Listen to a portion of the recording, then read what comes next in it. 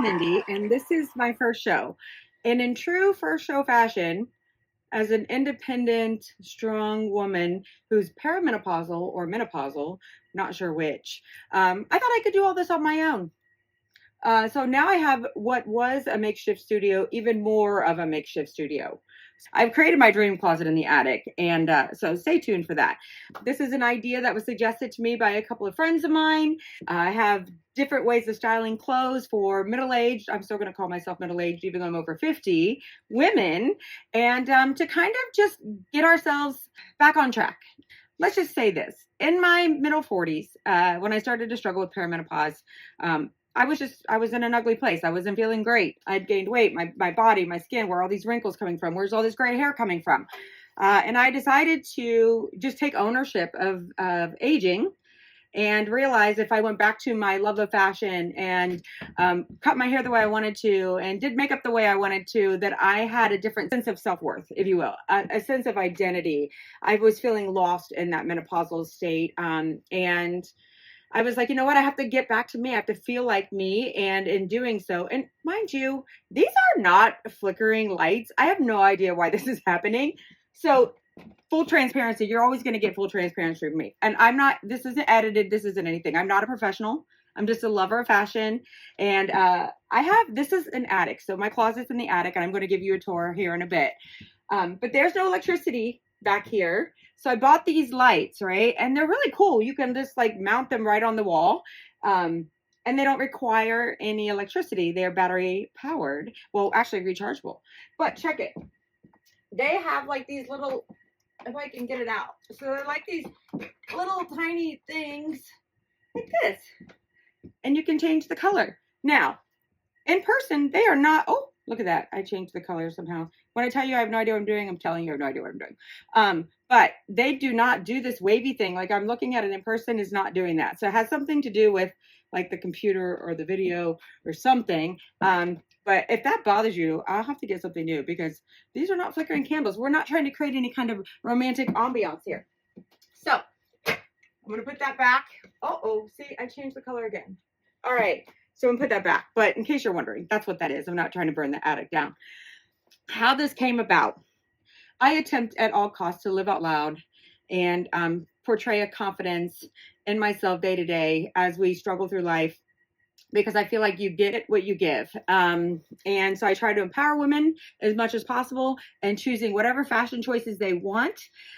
I know for me, as a mom of two, I've been married for 31 years. And my husband, you know, he has always empowered me to be who I am, what I want, cut my hair how I want. But as a mom, when, you know, we were pouring everything into our kids, I kind of just got complacent in that. And then once the kids graduated high school and then went on to college and left it, both of my kids live out of state, both of them. It's not easy. It's not easy. And I'm not going to cry, but you're wondering like, what is my purpose now? I'm a business owner. And I pour myself into business, but I was still feeling like there was something else I needed to fill my cup. And I'm always pouring into other cups, and I needed to fill my cup. And I love pouring into other cups. I love making people feel good about themselves and empowered, but I also needed to return the favor to myself. So I'm going to give you a tour, but I just kind of give you a backstory about, you know, where this came from.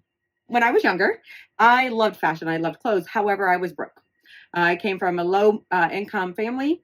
I basically wore hand-me-downs. So I didn't really have any choice of fashion or identity. I dressed very androgynous because sometimes I would get my uncle's clothes, sometimes my aunt's. That's still the case. I don't dress extremely feminine, but then some days I'm a girly girl. So I find that I have fun in changing an outward identity every day. So I can go from being like super glam to super grunge to super, you know, boss babe to casual, to hippie, to, I mean, I'm all over the board, and it's just however I'm feeling that day. And I think we're allowed to. Who says that we have to have one style choice or one, you know, identity in that manner? And yes, you can still be a business owner and come across professional and style yourself in the way that makes you feel good about yourself, including shaving your head. This is my natural color. I dye the rest of this platinum about every 6 weeks because I got sick of, I had like a brownish red color. And I mean, I was getting my hair colored like every 3 weeks. And again, I don't expect that this is for everybody. I'm just telling you like how this journey started for me.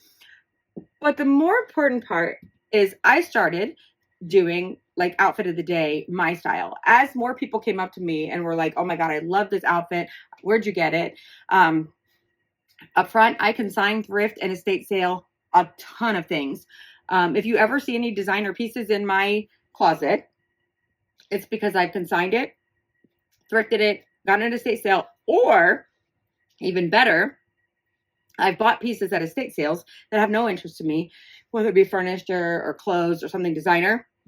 I sell it for triple, and then I use that profit to splurge on some designer pieces. So that's my angle. We're going to take some journeys like that. We're going to go over so many things. We're going to go over hormones. We're going to go over clothes. We're going to go over hair. We're going to go over makeup. We're going to do estate sales. We're going to do some Goodwill hunting.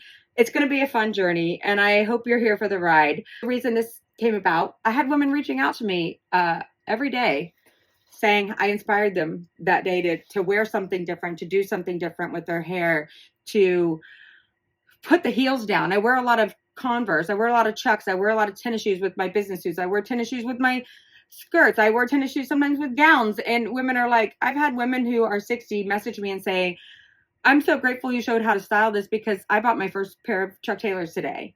I've had women who are going through hormonal shifts and changes who are losing their hair. And I'm not going to cry.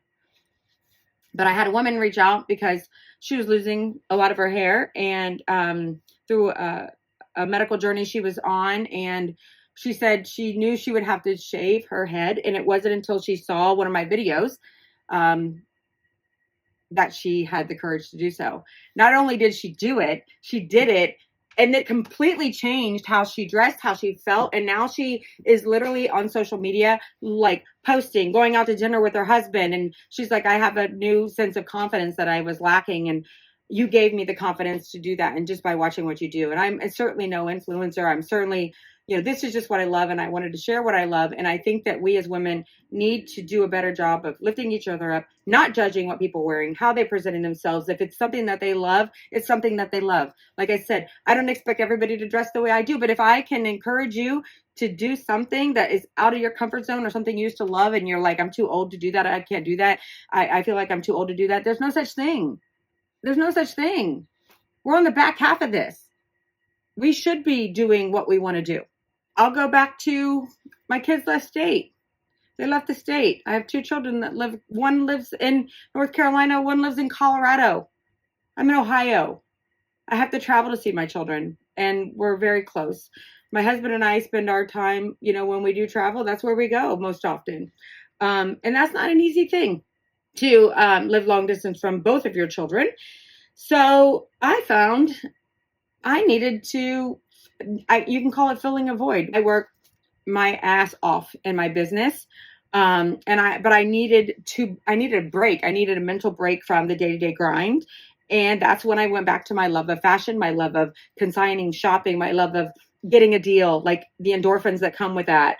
And honestly, it has really helped me through the journey of my extreme highs and lows with menopause, my body crazy nonsense that happens to our body, our lack of sleep, all of this through aging. But it's also helped me, it keeps me busy outside of work to help me get through the days that are harder. And in doing so, it's brought me a new level of energy and confidence. I was always a confident person, but I feel even more empowered. I love what I do for work, but that is not our entire identity. And giving myself and showing who I am as a real human to the people in business are like, oh my gosh, we're so glad to know you as a person, and I get to connect with people on a different level because they feel like I'm putting myself out there. So they feel like they can tell me their stories, and that fills my cup, and I get to fill their cup. So I'm going to stop rambling because this is just episode 1. And again, you're going to crack up when you see this setup. I thought I didn't need help. And I went to go get on this, like, wherever I'm supposed to record this. My friend who does the podcast, my husband and his friends were like, just turn on this website and you'll be able to enter the studio. So you're going to die laughing when you see what I have going on because I couldn't figure out how to enter the studio.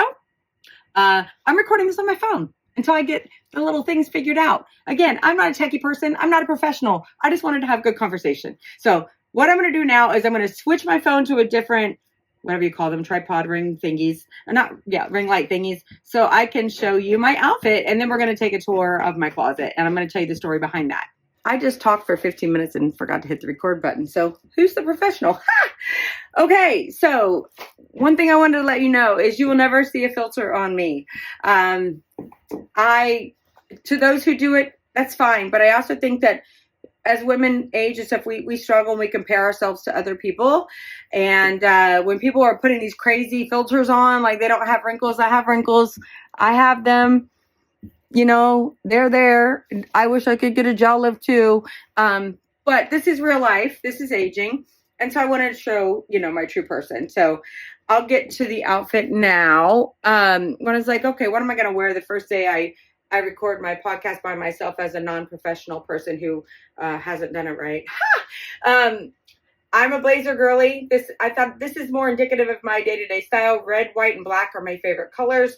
My fourth favorite color is cheetah print, animal print. I don't wear a lot of colors or a lot of flowers or anything like that, but if I do, it's usually really bold. So this is kind of more who I am. So I wore my favorite t-shirt, which is Queen. I love Queen. Also, I love the statement behind that shirt. I did get this at an estate sale, and it was like $30. It was one of those on a luggage or purse, and I just put on a chain. So I wear Chucks a lot, and these are platform, and they're leather. So people always ask how I keep my Chucks so white. It's because they're leather. As mentioned, I'm a blazer girly. It is the end of April. It's April 30th. This is going to launch tomorrow, May 1st.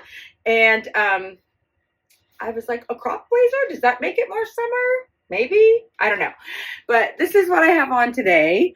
So quick story about my closet. This is not a boutique. And yes, those lights are driving me nuts. So I'm going to have to figure that out. I got to figure out how to get rid of that.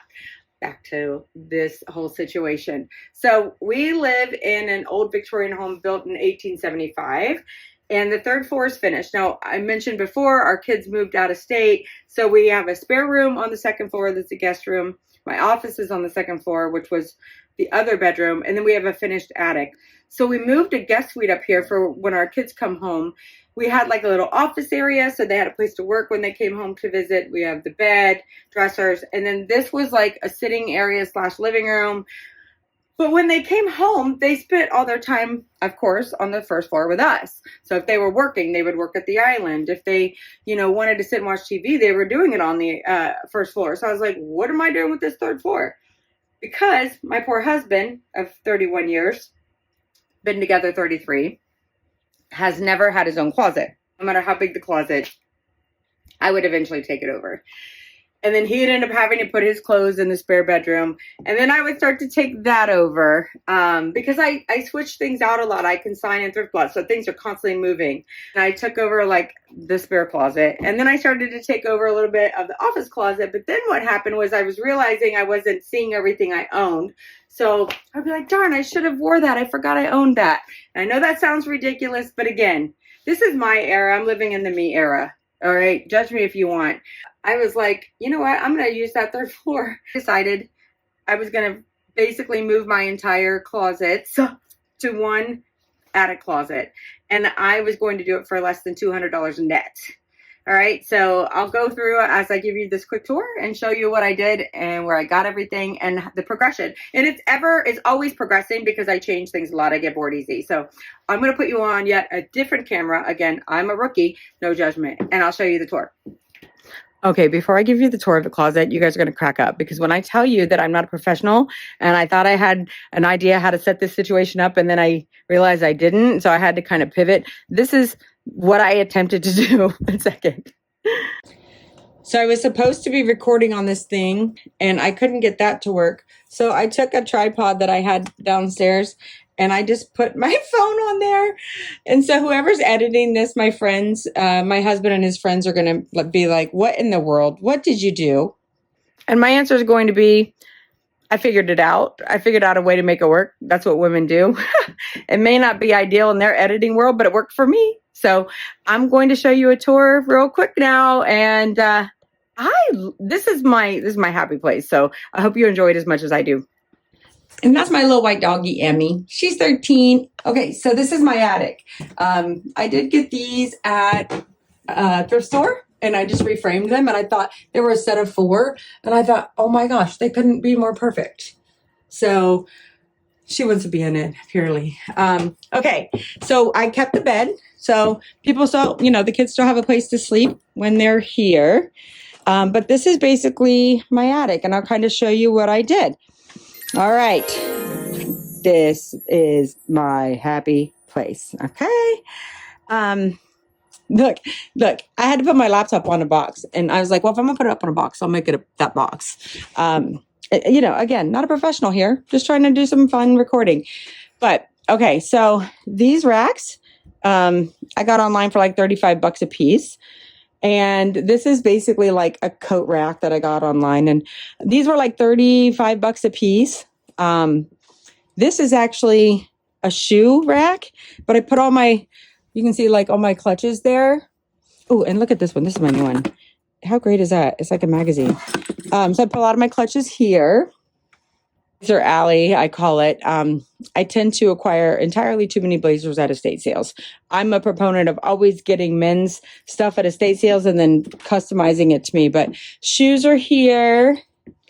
Like I said, I have a few designer pieces. I usually buy designer shoes most, tennis shoes, because like I said, I do like to wear tennis shoes with my dress up clothes. And in doing so, I'm like, oh, well, if they're designer, then cool. But these are my designer tennis shoes here. And then my little loafers, which I love. Those are my shoes. And then over here, I've got like pants, dresses, and all that good stuff. Again, these racks were $35.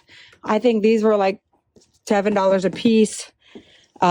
These were, I think this was $89. And when I said $200 net, I consigned some things and I sold some things to keep myself on budget. This is my favorite piece. This is Island. I got this online for $189.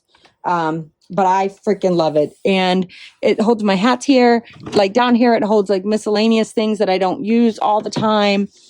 Of course, it is a jewelry. See, this is what happened. I put it together myself. So what am I doing? I'm stuck somewhere. I'll fix that later. Jewelry display is what it does. See, I was supposed to be using that microphone. That didn't happen. So that's a way to see everything that I have from a jewelry standpoint. My friend Penny got me this, and I love her. Her name is Blondie. My friend Corey got me these books, and then my friend Jenny got me this book, which I absolutely love. Again, another drawer on this side, and then these drawers, even though I was supposed to use this as my like recording studio part. So these drawers hold different things that, like my wallets and different things that I don't use every day versus over there. And then this is, here, I'll move this ring light. That's the other one I was recording on. I have my little wall of necklaces. And again, just so I can kind of visually see everything, my belts are here. And coming over here, this is like my day-to-day everywhere jewelry. I've got my gold and my silver. I'm a little organized. My coats are here. I was keeping my coats in the downstairs closet. But then if I wanted to show them, like when I was recording, then I had to go downstairs and get them. And I was like, well, that's no fun. So I brought them up here. This gal, I got her at an estate sale as well. She's fabulous. I just put like my ties and furs, and I just thought she was a cute addition to the dressing room. But then what happened was I was doing my makeup in my bathroom and everything. And then I was like, you know what? This isn't going to work. I'm not really great with makeup. I'm more a clothes person. So I'm going to hopefully be getting some tutorials eventually with this. So that's my story. We're going to have a ton of fun on this podcast. I try not to take myself too seriously. We're going to go on road trips. We're going to go and get into people's closets. I have friends who are always like, you need to come to my closet, help me clear it out, help me figure out how to style myself. I've been wearing the same clothes for 10 years and I just don't know how to jumpstart into adding things to my wardrobe. We're going to do some of that. We're going to have some amazing interviews. I'm a part of the Columbus Fashion Council in Ohio. We're going to interview some amazing local fashion designers.